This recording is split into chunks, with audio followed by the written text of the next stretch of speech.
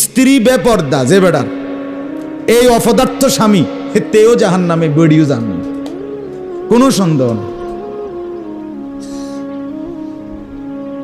কোনো সন্দেহ নেই।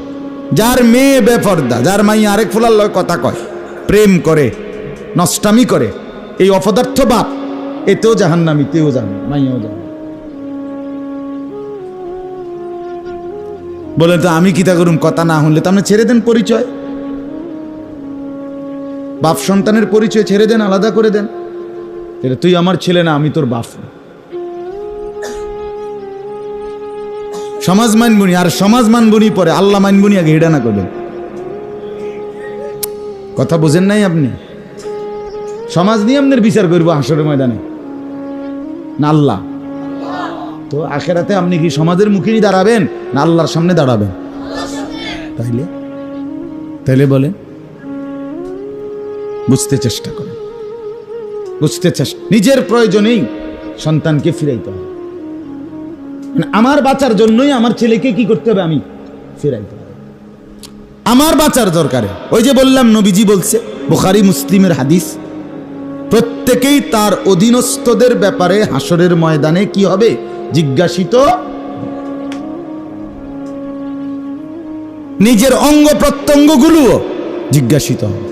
শুধু বউ বাচ্চা মিয়া, ইন্নাস সামআ ওয়াল বাসারা ওয়াল ফুআদা, এরপরে কুল্লু উলাইকা কানা আনহু মাসউলা। আল্লাহ বলছে, তোমার কান, তোমার চোখ, তোমার দিল আমি আল্লাহর সামনে কিয়ামতের দিন জিজ্ঞাসিত হবে। আমি জিজ্ঞেস করব কানকে, বলো তোমাকে দিয়ে সে কি করছে। আমি জিজ্ঞেস করব চোখকে, হে চোখ বলো আমার এই বান্দা তোমাকে দিয়ে কি করেছে। দিলকে আমি বলবো ফুআদ, বলো তোমাকে নিয়ে সে কি কি ভাবছে। আমি আল্লাহর জন্য ভাবছে কয়বার, মানুষের বেডির লেগে ভাবছে কয়বার, ইসলামের জন্য ভাবছে কয়বার। দিল অনেক বড় সম্পদ, অনেক বড় সম্পদ। এক ঘরে মানুষ, নির্দিষ্ট জায়গা, এক জায়গায় মানুষের গাড়িতে বলেন, সব জায়গায় নির্দিষ্ট কুদ্দুর জায়গা, কিন্তু এক দিলের মধ্যে কোনো নির্দিষ্ট কোনো জায়গা না, এটার ভিতরে অগণিত জায়গা। সুবহানাল্লাহ। চিন্তা করে দেন, এটার ভিতরে আপনি কত কিছু রাখতে পারেন, কত স্বপ্ন, কত আশা, কত আকাঙ্ক্ষা, কত পরিকল্পনা, কত ইচ্ছা এটার ভিতরে রাখা যায় না। এটা জায়গা খালি, এটা সাগর, মহাসাগর জায়গা।